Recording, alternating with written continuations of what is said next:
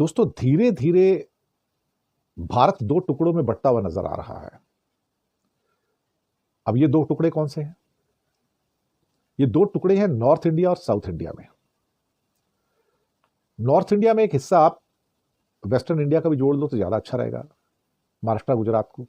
लेकिन उनको अलग भी कर दें अगर दोनों को, तो बाकी जो हिंदी स्टेट्स हैं सारी, बिहार, उत्तर प्रदेश, हरियाणा, हिमाचल, राजस्थान, मध्य प्रदेश, झारखंड, छत्तीसगढ़, ये हिंदी स्टेट्स हैं। आबादी लगभग लगभग 60 करोड़ के आसपास, 60-65 करोड़ के आसपास। ये नॉर्थ इंडिया का एक हिस्सा है। इसमें से मैं जम्मू कश्मीर और पंजाब को अलग कर रहा हूं। जम्मू कश्मीर जो है वो अलग कॉम्प्लेक्शन है और पंजाब का कॉम्प्लेक्शन अलग है, वो हिंदी स्पीकिंग स्टेट नहीं है वो। तो जो स्टेट्स मैंने गिनाए कि यूपी, बिहार, उधर राजस्थान, एमपी, छत्तीसगढ़ और झारखंड, 60-65 करोड़ की पॉपुलेशन। और अब सवाल बहुत सारे उठ रहे हैं कि भाई 75-78 सालों के बाद भी आप गरीब के गरीब।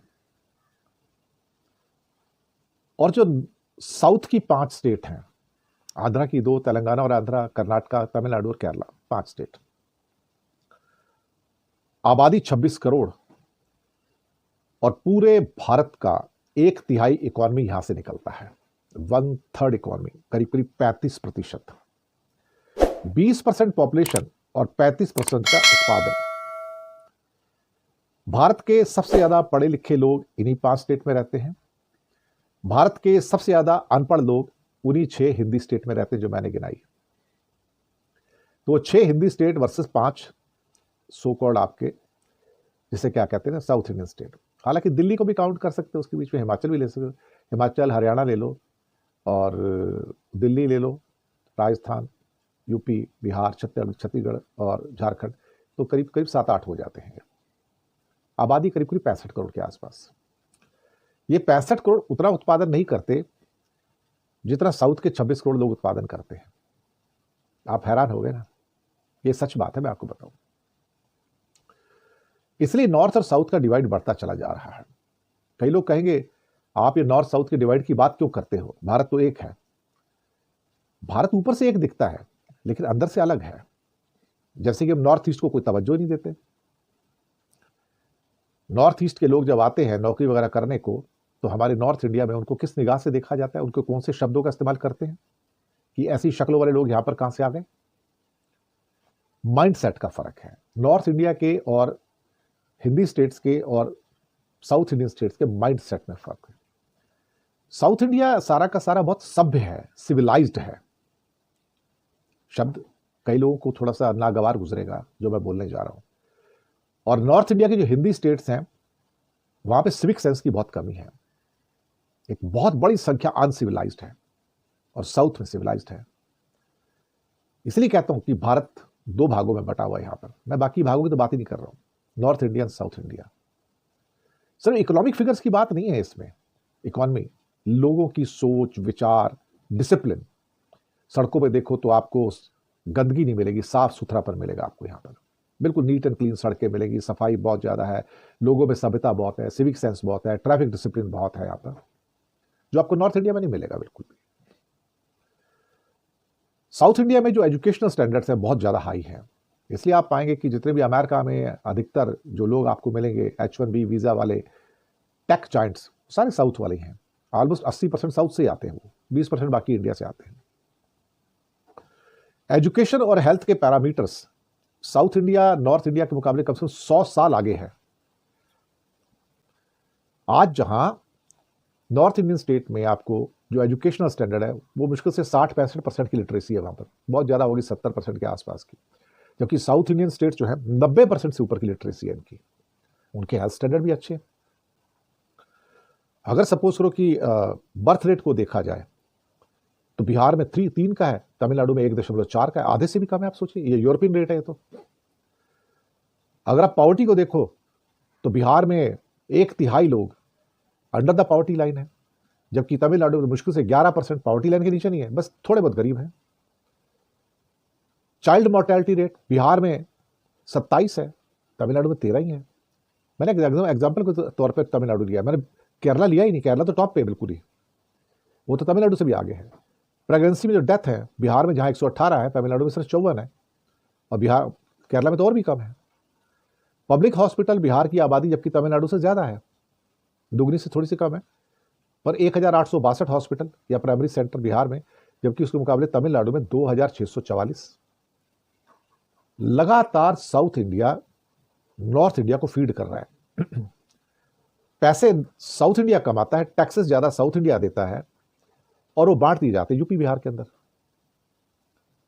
या राजस्थान के अंदर, या एमपी के अंदर, या झारखंड के अंदर, या छत्तीसगढ़ के अंदर। साउथ के द्वारा दिया गया पैसा नॉर्थ इंडियन स्टेट्स वाले हजम कर जाते हैं, करप्शन के अंदर खा जाते हैं। मुफ्त का पैसा है ना साहब, मुफ्त की डोज और ग्रांट मिल रही है केंद्र से। तमिलनाडु के अंदर जाओगे तो आपको automobile, information technology, manufacturing Karnataka में भी, आंध्रा में भी, तेलंगाना में भी, और खासतौर से अब तो केरला में भी। जितने भी मेजर सीईओज आपको मिलेंगे, सत्या नडेला, पिचाई और कई और, सब साउथ से हैं। इनका जीडीपी राइज भी बहुत अच्छा है। आप कहोगे मैं डाउनग्रेड क्यों कर रहा हूं नॉर्थ इंडिया को? मैं कहां डाउनग्रेड कर रहा हूं? मैं ये कह रहा हूं कि ये लोग अपने पैरों पे ही नहीं खड़े हो पाए। एक्चुअली इन्होंने जरूरत ही नहीं समझी अपने पैरों पे खड़े हैं। हरियाणा ठीक है, दिल्ली भी ठीक है, उसमें हिमाचल भी ठीक ठाक है, उत्तराखंड, हिली स्टेट से इनको मदद मिल जाती है। लेकिन जब मेजर स्टेट को पैसे ज्यादा दे दिए जाते हैं, उत्तर प्रदेश को 1 रुपए के बदले में 2.5 रुपए वापस मिलते हैं, ये पैसे कौन कमा रहा है उनके लिए साहब? कर्नाटक या तमिलनाडु या केरला या आंध्रा या तेलंगाना, यही कमा रहे हैं ना। या फिर पश्चिम से गुजरात और महाराष्ट्र भी कमा रहे हैं, उनके पैसे भी तो जाते हैं, बाकी तो कोई देता नहीं। देखा जाए तो ये 7 स्टेट्स हैं जो पूरे इंडिया को फीड कर रहे हैं, इंक्लूडिंग महाराष्ट्र एंड गुजरात। और महाराष्ट्र को तो अगर 1 रुपए देता है, सिर्फ 8 पैसे वापस मिलते हैं। केंद्र सिर्फ 8 पैसे देता है, कहता तुम्हें जरूरत नहीं, तुम तो अमीर हो बहुत।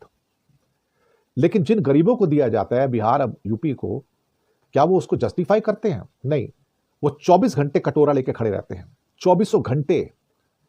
और जो हमारे फाइनेंशियल कमीशन आते हैं, फाइनेंस कमीशन जो आते हैं, तो कहेंगे क्या है कि वो गरीब है ना, अभी गरीब को तो रोटी तो देनी चाहिए ना, भूखे तो नहीं मरना चाहिए ना उनको। 78 साल हो गए हैं साहब फीड करते करते करते करते करते, 78 सालों से साउथ इंडिया और वेस्ट इंडिया इनको फीड कर रहा है साहब, और अभी भी इनकी भूख मिटी नहीं है, अभी भी इनको मुफ्त की रोटी चाहिए। कुछ लोग कहेंगे यार नॉर्थ इंडिया भी तो आपको कुछ देता है, मजदूर देता है, वहां जाके काम करते हैं, तो उसको क्यों नहीं ऐड करते? भाई मजदूर नहीं भी दोगे तो क्या काम? मजदूर के बिना जापान काम करता है ना, कोरिया काम करता है ना, बहुत सारे देश काम करते हैं। बाहर से बिना लेबर के चाइना भी काम करता है, ऐसी कोई बात नहीं है। अगर बिहार के मजदूर बाहर नहीं जाएंगे तो बिहार की तो आधी इनकम उन मजदूरों से आती है जो बाहर जाके काम करते हैं। बिहार का तो $680 का पर कैपिटा इनकम है, और उत्तर प्रदेश का $980 है, जबकि साउथ वाले तो $5000 पे खड़े हैं। 5000, वो $680 में से भी आधा $340 तो रेमिटेंस में आता है, जो लोकल रेमिटेंस है। वो बिहारी जो आपके या यूपी वाला जो निकल के आपके महाराष्ट्र में, गुजरात में, साउथ इंडिया में काम करते हैं, वो पैसे भेजते हैं। अदरवाइज बिहारियों की अपनी कमाई तो $340 भी नहीं है साल की। ये बात तो सच है ना, बिल्कुल। अब क्या कहा जाए साहब? कुछ लोग कहते हैं कि वो माइंस भी तो हैं उनके पास, मिनरल्स भी तो आपको देते हैं, तो मिनरल तो बाहर से ही मिल जाते हैं ना। तो देखिए अब एक स्थिति ऐसी आ गई है ना, जहां पर कोयला हमारा बाहर से आता है, बाकी मिनरल्स भी बाहर से आते हैं, हमारे लोकल मिनरल्स तो कम यूज हो रहे हैं अब तो साउथ इंडियन स्टेट कहते हैं हम भी तो मिनरल्स देते हैं, आंध्र प्रदेश मिनरल देता है, कर्नाटक मिनरल देता है, तमिलनाडु मिनरल देता है, उसमें कौन सी बात है? उसमें कौन सी बात है? कोई नई बात तो है नहीं इसके अंदर। सवालों के घेरे में दरअसल क्या है ना, कि अब यह है कि आप इन सो कॉल्ड बीमारू स्टेट्स को कब तक फीड करोगे? ये 78 साल से बीमारू हैं साहब। कोई ये कहे यार 7, 8, 10 साल तक थे, चलो इनकी मदद होगी तो बहुत हो गया। ये परमानेंट बीमारू हैं, ये बीमारू से बाहर नहीं निकलना चाहते, इन्हें दूसरे की रोटी खानी है साहब। कर्नाटक कमा के इनको खिलाएगा, तमिलनाडु खिलाएगा, केरला कमाएगा, तेलंगाना कमाएगा, आंध्र प्रदेश कमाएगा, इनको देगा, और इनको शर्म नहीं आती। ये सब खा पी के हजम कर जाते हैं साहब। अब तक ये 5 साउथ इंडियन स्टेट आपको पालेंगे साहब। ऊपर से अब ये डीलिमिटेशन करने जा रहे हैं मोदी जी, और साउथ इंडिया को धक्का देना चाहते हैं, क्योंकि साउथ इंडिया की 5 स्टेट की मुझे जरूरत नहीं है। मुझे नॉर्थ के ये सारे के सारे स्टेट्स मुझे वोट दे देंगे, बीजेपी जीत जाएगी, सारे भगवा है सारे के सारे, ये तो ये काफी है मेरे लिए, मेरे को साउथ की जरूरत ही नहीं है, भाड़ में जाओ। ये सच बात है, मैं आपको बताऊं। साउथ को एक्सप्लॉइट किया जा रहा है, शोषण किया जा रहा है, और शोषण करके उनको पाला जा रहा है। ये 78 साल से देखा जाए तो एक पैरासिटिक रिलेशनशिप है कि कोई पैरासाइट बन के आपके ऊपर जिंदा है। बुरा लगेगा इनको सुन के, लगना भी चाहिए मुझे लगता है, क्योंकि इनके ऊपर आत्मनिर्भर भारत का असर नहीं होता, जबकि साउथ इंडियन स्टेट आत्मनिर्भर हो गए। अब डीलिमिटेशन में इनकी पार्लियामेंट की सीट भी कम कर देना चाहते हैं साउथ की, कि तुम्हारी तो औकात ही कुछ नहीं, तुम्हारी हस्ती कुछ नहीं है। इसलिए मैं कह रहा हूं आपसे, भारत बट रहा है, भारत के अंदर दरारें पड़ रही हैं, भारत एक विघटन की ओर जा रहा है। एक भारत के अंदर दो देश हैं इस टाइम, एक वो भारत जिसकी मैं नॉर्थ की बात कर रहा हूं, और एक भारत जो दक्षिण भारत है, जो नॉर्थ भारत से 100 साल आगे है इस टाइम, 100 साल।